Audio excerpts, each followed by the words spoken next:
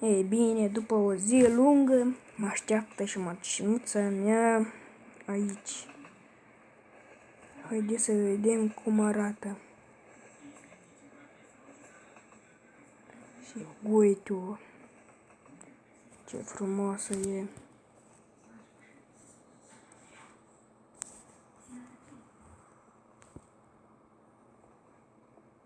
Doar uite-te la ea, cum se vede. Zi tu că nu e frumoasă. Hai să vedem și pe interior. Mamă. Lux.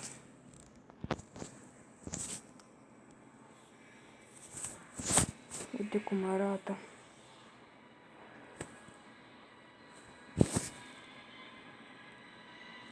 Mamă.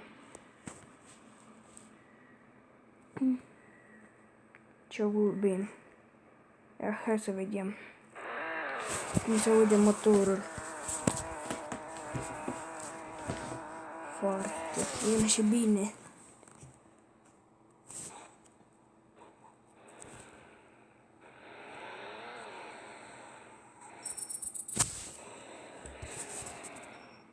Nu pot să intru pe aici.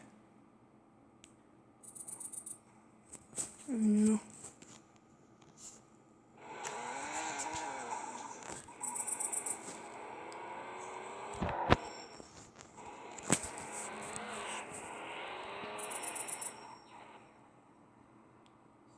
Cam frâna nu se aude prea bine.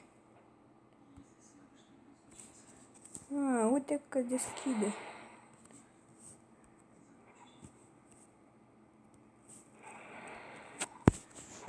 Haide să spălăm.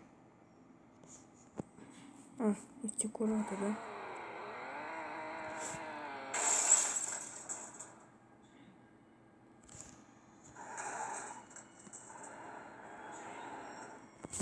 Ce am făcut?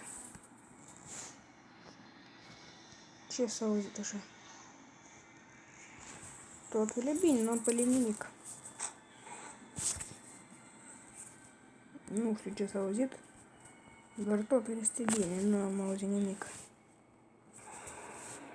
Adică nu am văzut nimic stricat.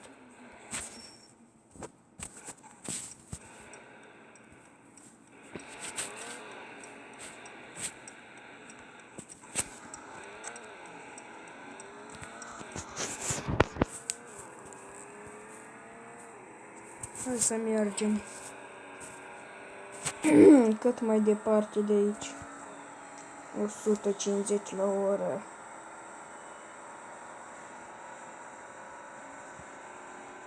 O 180. 210. O las mai moale, nu vreau să stric ca pe cealaltă. Mergeam cu 160 la ea și deodată am stricat-o. M-am prăbușit.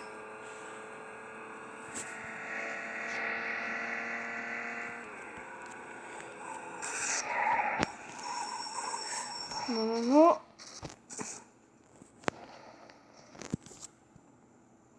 Bine, nu s-a părit așa de tare ca cealaltă. După cum văd, nu are probleme. Asta și pentru că am luat-o blindată.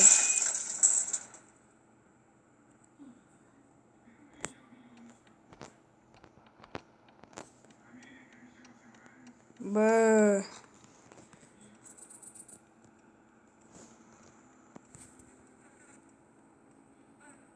Nu e destul că abia am cumpărat-o. Avem semnalizările pornite că ceva e în neregulă cu ea. Bă, tot ați intrat în mine. Ce mă fac?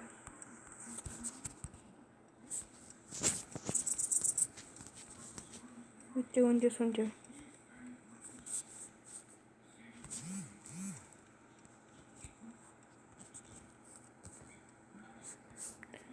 Uite cât am de mers până la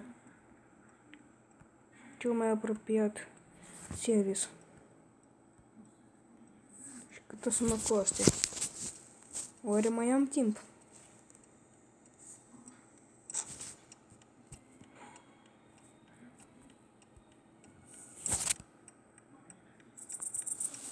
Uite, este aici un service mai aproape.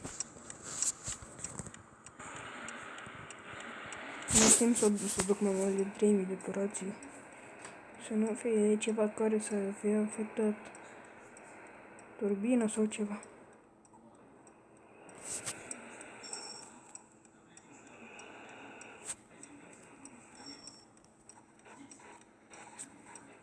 Cred că fac mare ori.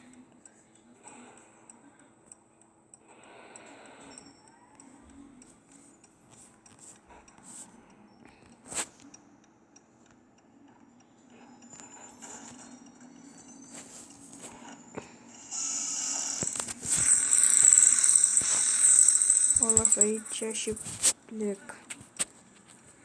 N-am ce să fac.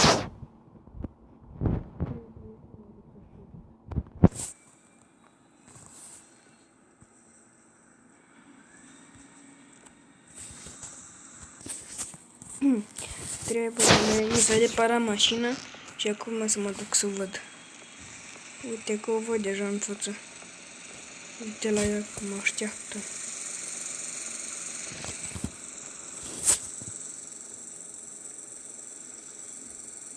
Frumusețe rară.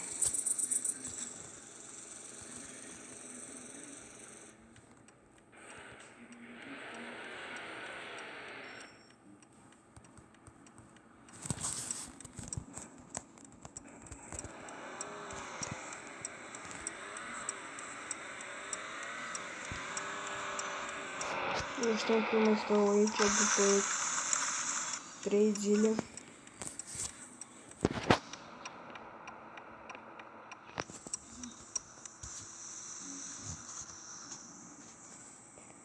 Așa. Transliterele au fost spăliți.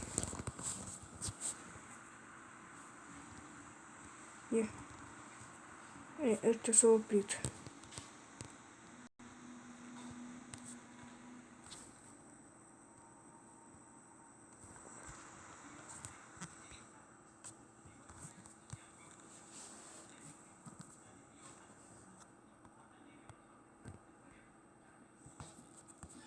Serios, frate? Nu te duci tu la reparații?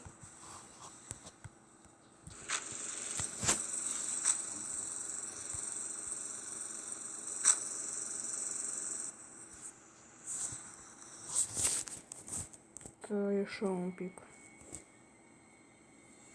Să mă așez confortabil la volan.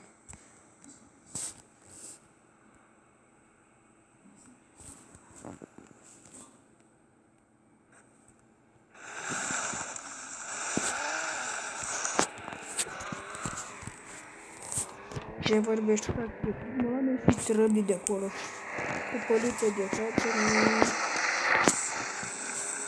îmi îmblau arățile celea.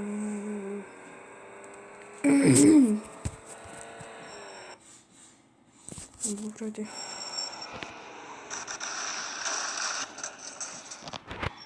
Gata, boss. Trebuie să fac mai repede. Că am văzut că este un mafiot și dacă stau în vamă, este gata cu mine.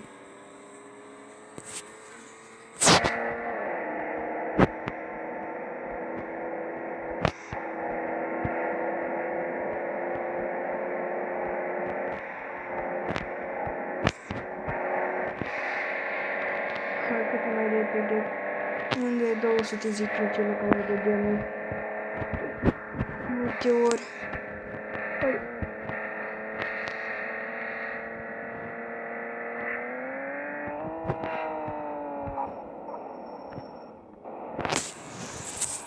Mi-a murit motorul la mașină.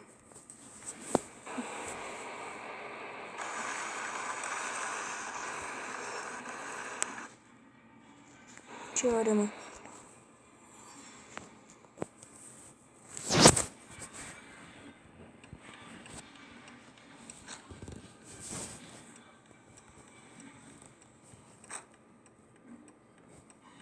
Acolo ăsta de la Maserati s-a dus peste 8000 și s-a dus la loc deodată.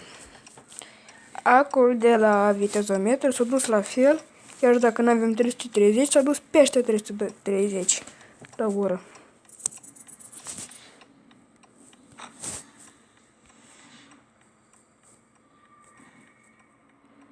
Oare ce are mașina? Și s-a oprit atunci. S-a repornit și tot merge la mai departe, dar mi-e frică să nu are ceva mai rău.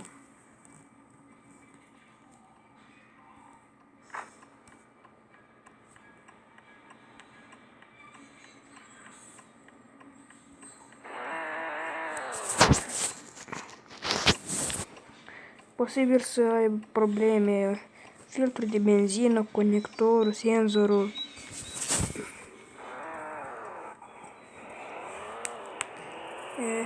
Ce să fac acum?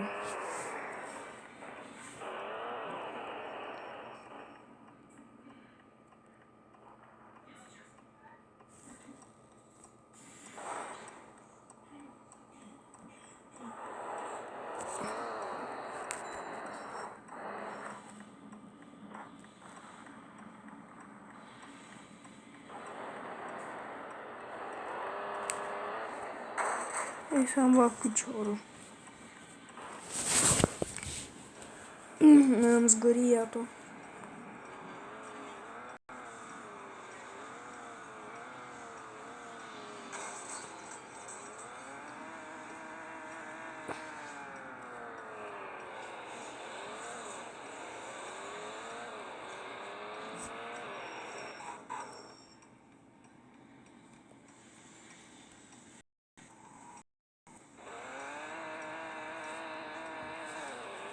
Nu îi se auzea motorul.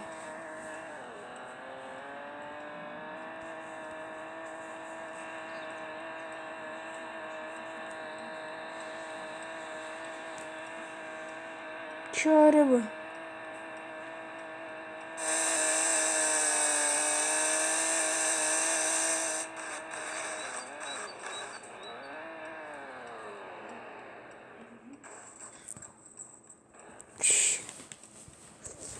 Ce are, mă, mașina asta?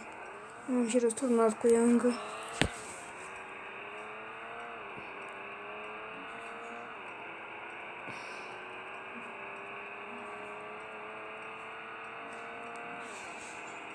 Se pare că acum merge.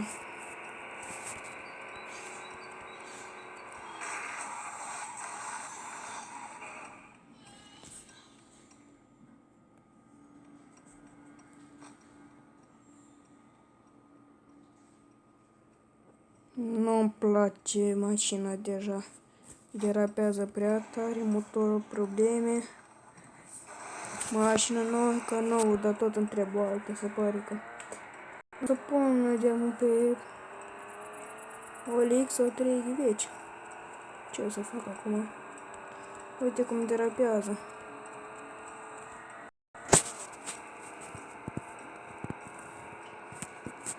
Nu, mașina e bună, dar greu se controlează. Nu este chiar așa de ușor. Plus că este scumpă și la piese și la toate acestea.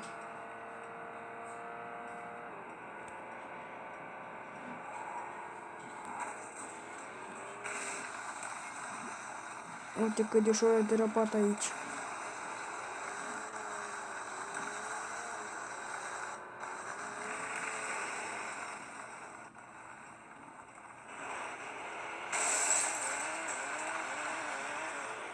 Da, eu mă duc să-mi cumpăr o mașină nouă.